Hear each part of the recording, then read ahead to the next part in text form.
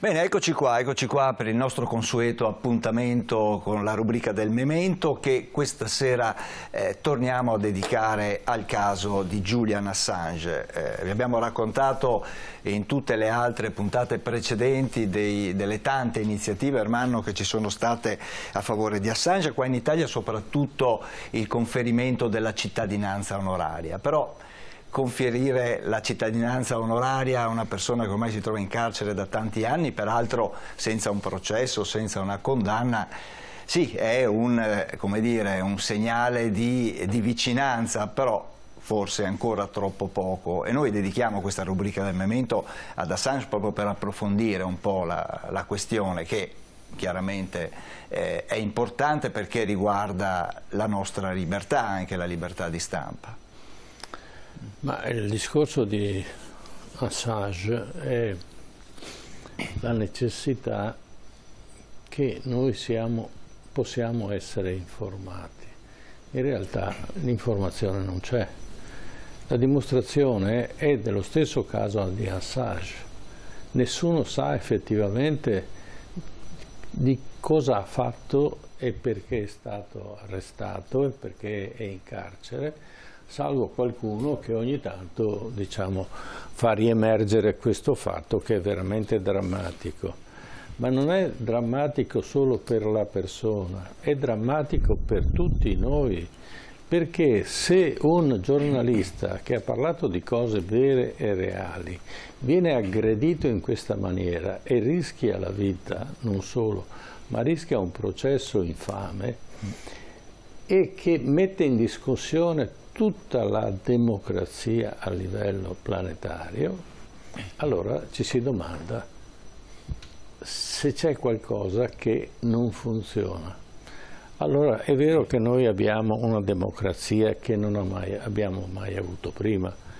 Parliamo anche non solo dell'Italia, ma parliamo dell'Europa, parliamo degli Stati Uniti, parliamo di molte nazioni. Però fino a che punto noi siamo a conoscenza dei fatti reali e fino a che punto noi siamo liberi di informare. E siccome noi facciamo parte dell'informazione, cercheremo di dare una visione un po' diversa di questo grande giornalista che si è sacrificato consapevolmente, non è che ha sbagliato, ha esagerato, eccetera. Lui consapevolmente perseguiva la strada di informare tutti su quello che stava succedendo e che sarebbe potuto succedere, come poi è avvenuto. Allora ci domandiamo dove inizia e dove finisce la democrazia. E questo è un caso, ma non ci battiamo per Assange, che chiaramente è un martire, è una vittima di un sistema, ma anche perché se salviamo Assange fondiamo un nuovo principio, anche noi abbiamo diritto di conoscere. E in questo caso abbiamo una nostra ospite che più volte è venuta proprio per parlare di Assange, perché è importante questo aspetto.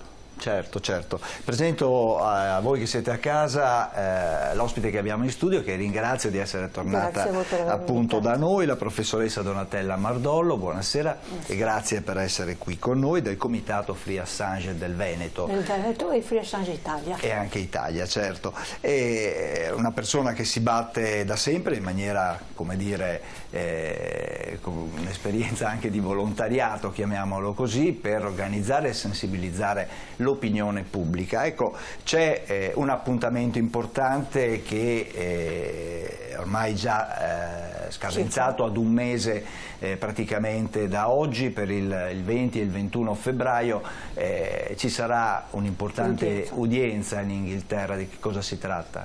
Ce lo può dire lei? Sì. Allora, è l'ultimo ricorso della difesa, l'ultimo ricorso possibile per la difesa presso la Corte, diciamo, inglese, e sarà un'udienza che dura 2 giorni, pubblica, che valuterà solamente la parte dell'estradizione, cioè la contestazione dei legali riferita all'estradizione, perché ogni diciamo, livello giudiziario che è stato affrontato in Gran Bretagna, insomma, non ha mai affrontato il contenuto di accuse o degli Stati Uniti o anche della Svezia a suo tempo. È sempre rimasto, come dire, il primo livello ha deciso se Assange era in grado, come dire, aveva le garanzie da parte degli Stati Uniti per un'eventuale estradizione, per avere un processo equo. La prima volta è stato detto no per i suoi problemi di salute e anche perché le garanzie non erano così. Cioè no, nel senso non lo estradiamo. Certo. Dopodiché invece tutti gli altri livelli fino alla ministra, diciamo, Priti Patel, hanno dato il via all'estradizione e hanno detto che le garanzie degli Stati Uniti erano sufficienti. Tutti quelli che hanno guardato la documentazione hanno detto sì, si è scritto in grande così, poi in piccolo è scritto però noi possiamo cambiare anche le cose. Secondo me qui lui avesse comportamenti. Ecco, i capi d'accusa una volta estradata potevano essere cambiati. Beh, sono già andati aumentando già nel percorso, perché erano partiti con un capo d'accusa che riguardava, diciamo, l'aspetto dell'hackeraggio, cioè lo accusavano di aver aiutato Chelsea Manning, che era nell'esercito durante la guerra, insomma, in Iraq, di averla aiutata ad hackerare il sistema informativo, ma Chelsea Manning non aveva bisogno di hackerare niente perché lei aveva tutti gli accessi, perché era dell'intelligence e faceva quella cosa lì, cioè controllava proprio tutti i casi che gli venivano presentati nell'ambito della guerra, ma anche delle comunicazioni degli Stati Uniti. Quello che diciamo, anche sto rileggendo questo libro di Nils Melzer, che era il relatore ONU per la difesa e contro la tortura, diciamo, e lui dice sì, ci sono dei carteggi, cioè c'è qualcosa che sono riusciti a scoprire, diciamo, di comunicazione tra Wikileaks e Chelsea Manning, che riguardava una richiesta di aiuto da parte sua per proteggersi. Cioè Wikileaks riceve anonimamente tutte comunicazioni anonime di fatti che le persone vogliono denunciare appunto in modo anonimo per proteggersi.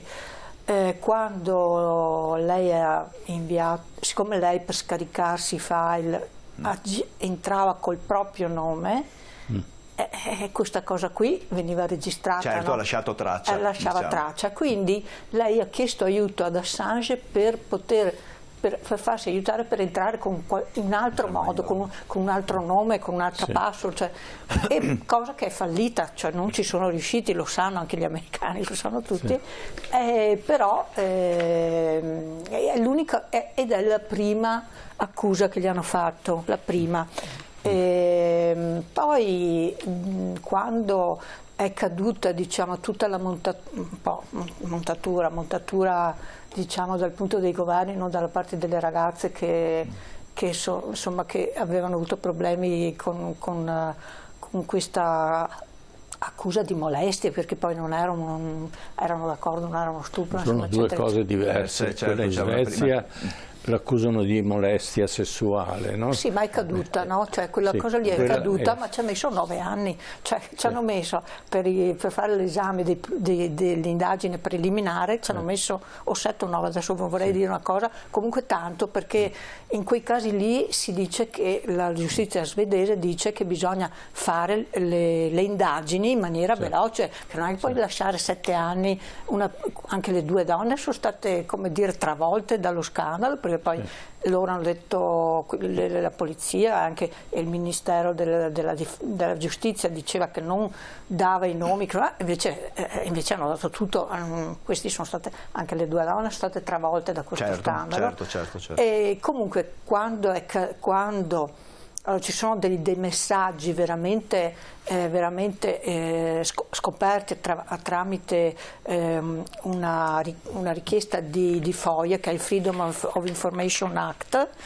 Cioè un cittadino può chiedere alla giustizia di avere le informazioni su un caso, no? Cioè abbiamo diritto di sapere, a parte che poi loro mettono tutte le righe nere che tu non leggi niente, ma comunque da queste indagini, diciamo, attraverso questo FOIA, si è vinto che ci sono delle mail tra la Corte CPS, si chiama l'acronimo, insomma, della Corte di Giustizia inglese, la pubblica accusa, diciamo, e la pubblica accusa svedese, che si rimpalano dicendo no, ma non venire qua a interrogarlo, aspetta, lascia ancora andare avanti. Cioè, c'è proprio questo scambio di mail. Spieghiamo ai nostri telespettatori, sono accuse per riuscire a incastrarlo, portarlo in America e poi condannarlo definitivamente di colpe che non ha. Quindi è stato messo in piedi tutto un traffico in Svezia di accuse inesistenti, e naturalmente questo per aggravare e perdere la sua credibilità nei confronti della giustizia, ma soprattutto del pubblico. Nessuno sa però che questa cosa è durata 7 anni, sì, cioè la gente non lo sa. La carenza più importante è che nessun giornale ne parla, perché se la stampa, se l'informazione fosse adeguata, ed l'informazione interessa proprio ai giornali, perché sono loro che devono difendere il proprio diritto di informare. Certo, ma lei mi se noi abbandoniamo questo personaggio è gravissimo, ecco, questo volevo sottolineare. Sì, ma nel momento in cui si trovano tutti i sistemi per infangare una persona con i modi più cioè, come dire, con la legge, anche senza la legge, legali e no, addirittura fino a ipotizzare di ucciderlo, come è stato fatto per la CIA, cioè, come dire, nessuno resta indenne, e i giornali non hanno fatto questa difesa strenua, perché nel momento in cui lui ha vinto i premi, l'Awards, quello per tutti i suoi scoop, l'hanno portato su alle stelle e poi l'hanno... Ecco, bisogna spiegare ai telespettatori, perché naturalmente noi li sappiamo, ma quindi lui ha avuto un sacco di premi per l'attività di informazione giornalistica che ha fatto. Di conseguenza adesso loro vogliono incriminarlo e, diciamo, creare una figura negativa per avere il diritto di poterlo portare poi in America e naturalmente massacrarlo a livello di informazione. Sì, la questione è che quello che lui ha messo in piedi, Wikileaks gli hanno tagliato i fondi, come dire, aveva server, come dire, strumenti informatici, come dire, su cui pagava servizi. Quando gli americani hanno deciso di tagliargli tutto, loro sono rimasti molto in difficoltà. E questo fatto di attaccare lui, che per la prima volta come pubblicista, giornalista pubblicista, nessuno può mettere in dubbio che abbia pubblicato, perché ha pubblicato, è la prima volta che viene accusato una persona che ha queste caratteristiche con la legge, l'Espionage Act, che è una legge del 1917 che serviva per accusare le spie. Quindi la prima volta hanno tentato di accusare Daniel Ellsberg quando lui ha portato fuori tutte le cose del Vietnam, che lui era uno dell'intelligence, però lui nel momento è come la figura di Snowden, sono figure che hanno firmato un contratto o con la CIA o con la NSA, no? E quindi in qualche modo come dire, possono in qualche modo essere accusati, no, di aver sottratto dei documenti, perché era loro responsabilità. Ma nel caso di Assange non c'è questa cosa, lui li ha ricevuti e li ha ricevuti in forma anonima. L'unica traccia c'è questa traccia di comunicazione, che però non era riferita ai documenti, ma era riferita ad aiutare Chelsea a proteggersi. Perché in fondo Chelsea poi è stata anni e anni in carcere, 3 tentativi di suicidio per il carcere duro che anche lei aveva, che gli avevano somministrato.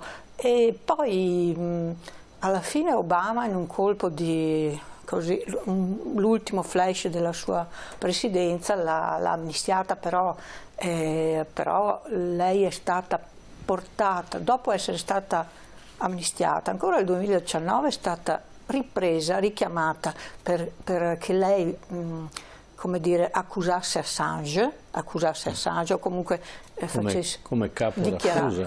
Come capo d'accusa, e lei si è rifiutata tutte e 2 volte, dopo 2 volte l'hanno presa e l'hanno messo dentro senza dare termini. Questa cosa spiegava benissimo questo relatore sulla tortura, relatore ONU sulla tortura, dice che quando tu sei in un grave pericolo, cioè non sei come uno che ti hanno accusato, ti dicono hai fatto questo, magari non sai neanche, sei innocente, però ti dicono 5 anni, 10 anni, ti danno a un termine. In qualche modo la tua testa dice finirà. Qua nel Chelsea, e infatti è stato molto, come dire, cioè, ci sono state molte reazioni in quel caso lì.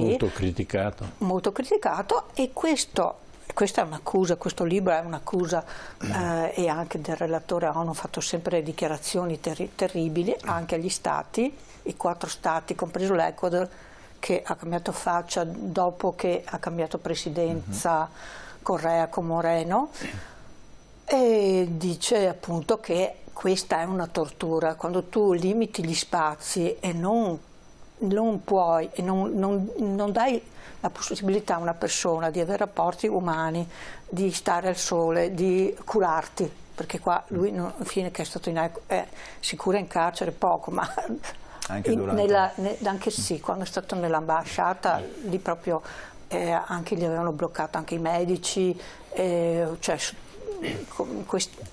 hanno postato delle fotografie dicendo che lui era come dire, che non puliva, che non era pulito così, e poi quando mettevano non avevano le fotografie perché non c'era questa cosa, si inventavano storie nei giornali proprio per chiuderlo, perché alla fine questo è il punto. Se noi possiamo pensare che uno Stato o qualsiasi potente nasconde dei crimini, delle cose nefaste, e c'è, come dire, e chi denuncia viene perseguitato, e non vengono perseguitati quelli che fanno i crimini, cioè siamo a una società rovesciata. Non si può più parlare di una vera democrazia, perché la democrazia nel quarto potere, quello della stampa, è come dire, è il potere che mette in crisi se ci sono questi casi così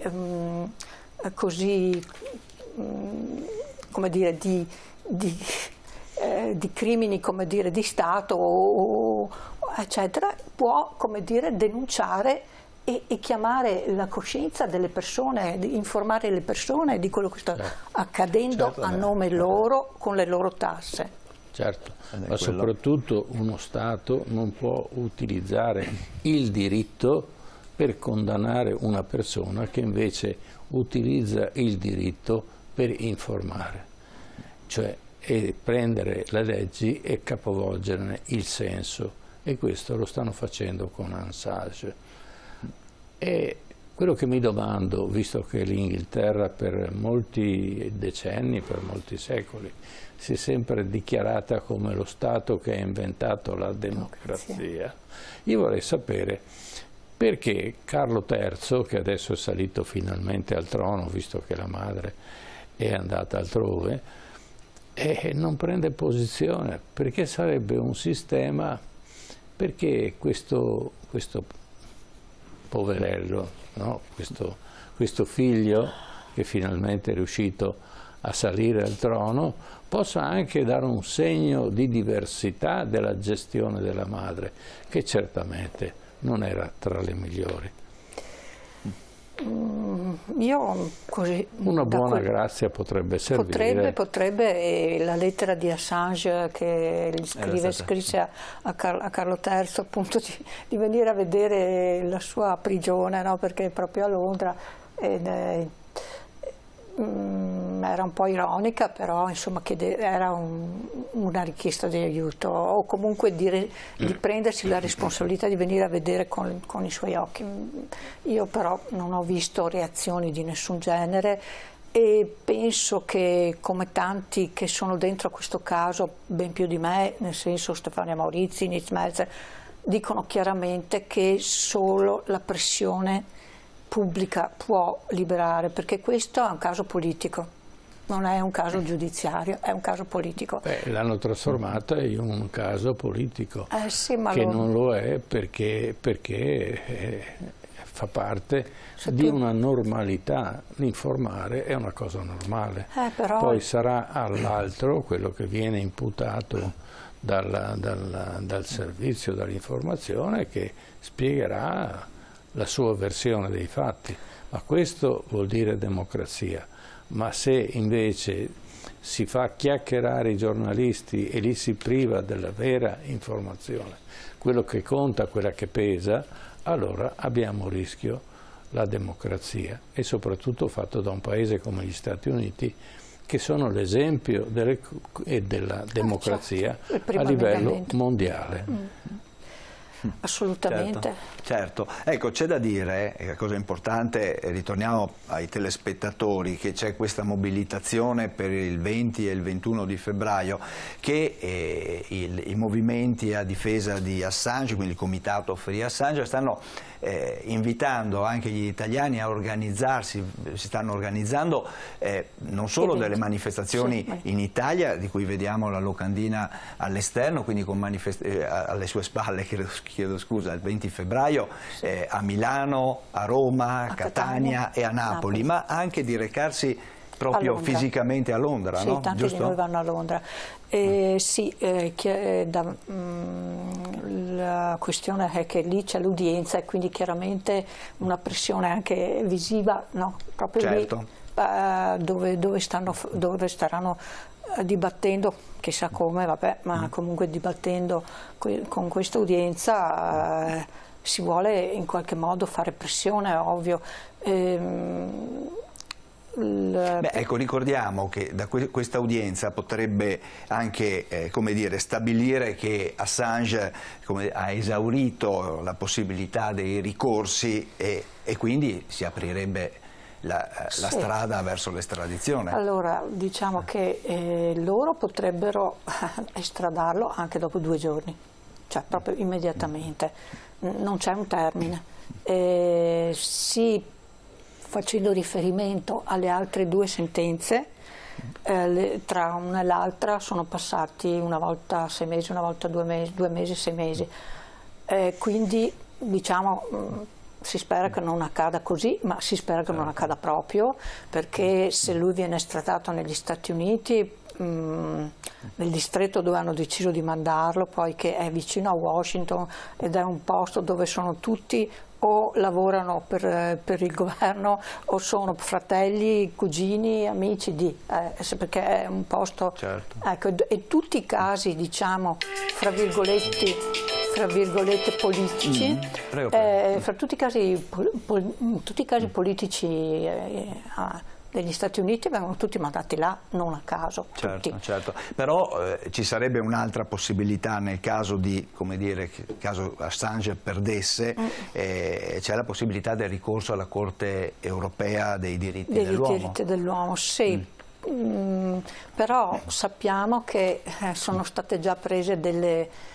cioè l'ONU per esempio ha detto liberate Assange perché non potete tenerlo in prigione chiuso dentro 5 anni in carcere duro, e altri quanti è stato dentro alle ambasciate, però non è che sono stati tenuti in considerazione fino adesso. Tutti i governi a cui è stato fatto appello, adesso per esempio c'è un appello trasversale firmato un appello tra i senatori, diciamo, degli Stati Uniti, trasversale tra le forze politiche, e che stanno cercando, come dire, di presentare una mozione, però come dire, cioè, ci dovrebbero essere un numero di senatori e di deputati, insomma di personalità dell'istituzione molto più alto. Fino adesso anche certo, quello sarebbe, come dire, una cosa, cioè si chiede per esempio ai cittadini ai cittadini americani di scrivere ai senatori, al proprio senatore del proprio distretto, di esprimersi a favore di Assange, quindi firmare la mozione, come viene chiesto agli inglesi di firmare un'altra mozione verso il ministro inglese. Quindi ci sono tutti questi tentativi e Stella sta facendo di tutto, però la grossa fetta dell'informazione che potrebbe veramente fare la differenza e fare cioè come l'ha scritto lui qua, che è andato a fare l'inchiesta in maniera seria, scrivere degli articoli molto decisi sul fatto che questa è come dire, non ci sono diritti umani rispettati, non c'è una, come dire, una parte di questa storia legale che sia fatta col diritto, cioè corretta. Ma forse il problema sta che si vuole condannare Assange, ma non tanto per quello che ha pubblicato, ma per il sistema che gestisce, che mette ovviamente in crisi i poteri, diciamo, tra virgolette. Diciamo ai nostri telespettatori che lui usava la rete come base di informazione, quindi Wikileaks era un centro di informazione a cui potevano accedere tutti da qualsiasi parte del mondo. Questo era estremamente pericoloso. Di conseguenza cosa fanno gli Stati Uniti? Dice: state attenti, perché il problema sta proprio qui. Non è che potete scrivere tutto quello che volete in rete, ed è il primo bavaglio che mettono. Certo. Storicamente è il più grande bavaglio. Poi naturalmente bisogna far vedere anche il potere della politica, e far vedere il potere della politica è quella di perseguitare quest'uomo e portarlo fino al carcere a vita. Poi magari, io adesso sto anticipando una cosa ma non è certamente fondata, può essere che un presidente degli Stati Uniti poi alla fine faccia il magnanimo e dica: io lo perdono, gli do e lo fa uscire. Ma diciamo che il bavaglio sta proprio in questa azione, certo. Cioè noi non trascuriamo l'esigenza di imbavagliare l'informazione, perché è una cosa che solo la politica può gestire. Poi se sono chiacchiere, datele pure, e la maggior parte dell'informazione è fatta di chiacchiere. Difficilmente c'è il grande, diciamo, giornalista che fa l'inquisitore e che va fino in fondo sulle notizie. Si parla, si chiacchiera, uno dice questo, l'altro dice l'altro. L'importante è che la gente in qualche maniera si diriga verso un partito politico piuttosto che un altro. Lo vediamo in Italia, ma avviene in Germania, in Francia, negli Stati Uniti, eccetera. Questo è il sistema contro cui andava Assange. Se vincerà, se qualcuno gli darà lo spazio, probabilmente avremo possibilità anche di avere una speranza di dare informazioni più approfondite e diciamo che i giornali siano meno imbavagliati. I giornali, naturalmente siti di informazione, televisioni, radio e tutto il resto, insomma, che ci sia questa capacità, questa professionalità di approfondire le notizie e dare delle notizie che sono veramente utili alla gente, non per sapere la chiacchiera, no? Ma per conoscere effettivamente i fatti e il comportamento anche delle persone, perché dietro quelle attività che ci sono state, che Assange ha denunciato, c'erano persone responsabili, certo. E sono responsabili di delitti, sono responsabili anche se tutto viene fatto in nome dello Stato e del diritto, eccetera, eccetera. È una cosa abbastanza complessa. Se noi riusciamo a diciamo liberare Assange, allora riusciamo anche a liberare l'informazione. L'informazione, certo. Bene. Sì. Bene, i segreti di Stato comunque sono un punto molto fragile in una democrazia. Certo. Ma il segreto di Stato è sempre a chi giova il segreto di Stato? E quindi naturalmente perché il segreto di Stato è il principio su cui si formano le guerre. E domandiamoci sempre se le guerre che abbiamo vissuto nel secolo scorso e in questo secolo erano utili a fare qualcosa. Assolutamente zero, perché se non ci fossero state l'umanità sarebbe stata molto più felice. A quelli che vendono armi di sicuro gli è stato molto utile. Certamente, le guerre servono a fare l'economia di guerra. Grazie. Bene, grazie a Donatella Mardollo per essere stata con noi del Comitato Free Assange Veneto e Italia. Ricordiamo questo appuntamento del 20 e del 21 febbraio, ma torneremo a parlarne, torneremo ad affrontare la questione di Assange. Grazie ancora. Per i telespettatori andiamo un attimo in pubblicità e poi ritorniamo e ci spostiamo oltreoceano, perché adesso parleremo delle elezioni americane. Sono appena iniziate le consultazioni per le primarie e per chiaramente scegliere il candidato repubblicano, innanzitutto per la Casa Bianca, e cercheremo anche di affrontare il tema della questione di Biden, che tra l'altro ha sulla testa un'indagine per impeachment, ma ne parliamo tra poco.